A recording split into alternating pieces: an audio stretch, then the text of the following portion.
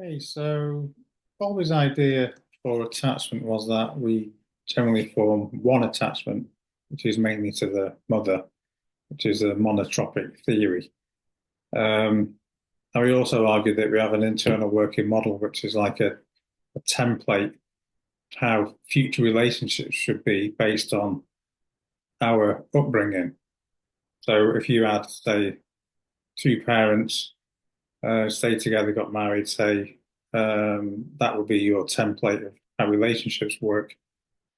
So Bowlby's at the sort of core of attachment theory, really. Also supporting the evolutionary side that we have innate attachment behaviors which help us to survive, which does make sense. So when you look at the caregiver-infant interactions that we have, things like interactional synchrony, so the mother and baby would do sort of turn taking when they're communicating, caregiverese that you see, and the way that people use their tone of voice. So they talk to babies in a high pitched voice. That's called caregiverese. That's a universal thing that all cultures do that. Bodily contact is another caregiver-infant interaction. We need this skin-to-skin contact to help form attachments. In fact, Claus and Kennel in 1976 found that the mothers and babies that had more extended physical contact tended to have stronger bonds. Another caregiver interaction is mimicking, and Meltzoff and Moore found that even babies 3 days old can mimic facial expressions. Um, so this is kind of what Bowlby was interested in, kind of how these attachments are formed and how they develop.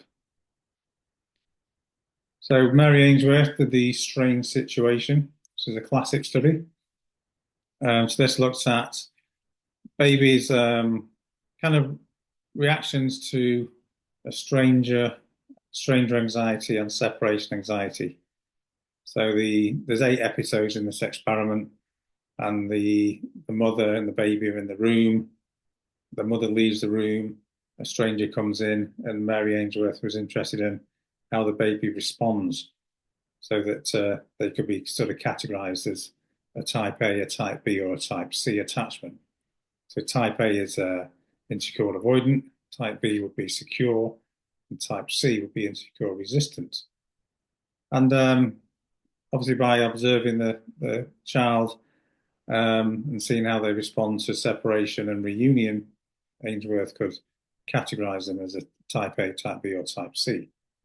There's also a type D, which is a disorganized, where they don't tend to have a particular pattern. Now, all this is good because it kind of leads to further research. And there's a meta-analysis done by Van Eysendorn and Kroonenberg that looked at the strange situations cross-culturally. So we'll come on to that as well shortly. So in terms of attachment, the stages of attachment.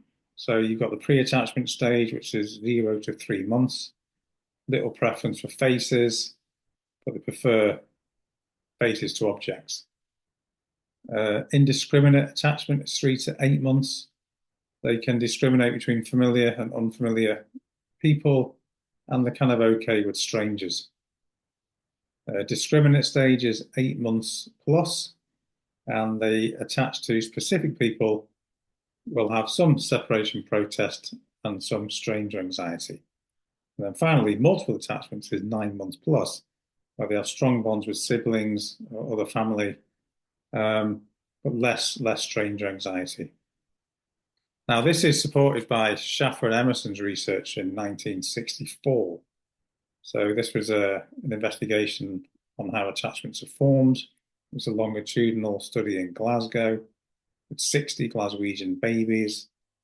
And they attended every month for the first year and then again at 18 months.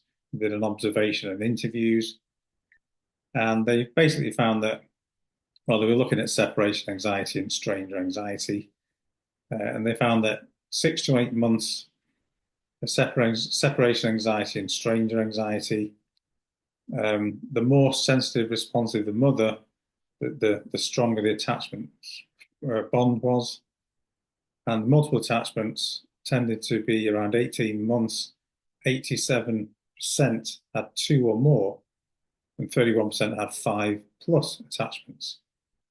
So, and also they found that the primary attachment wasn't the mother. So this shows the stages of attachment and how they are formed. So Rutter has done research into Romanian orphans, and he challenges the idea of monotropy, highlighting that multiple attachments are formed, and this also is what Schaffer and Emerson found. Bowlby was quite a strong argument for evolutionary attachment, saying that probably these innate behaviours, which is kind of evident in caregiver-infant interactions, because these things aren't learned, they're just innate. So quite a few things there to think about. Caregiver-infant interactions, stages of attachment, Schaffer and Emerson, evolutionary biological perspective, Bowlby, and cultural variations, which was the Van Eysendorn and Kroonenberg study. And this study found that the main attachment was type B cross-culturally, but there were some big differences between type A and type C. However, in this study, 18 of these studies were done from America, and other countries only had like 1 or 2 studies. So there's a bit of a bias there, really. However, they did find that there was 1.5 times more variation within a culture than between cultures. So it does show that it does vary between type A and type C depending on the culture, and this might be to do with child rearing practices. But I'll try and put up the results from Van Eysendorn's and Kroonenberg's meta-analysis so you can compare. So I'll see you on the next video.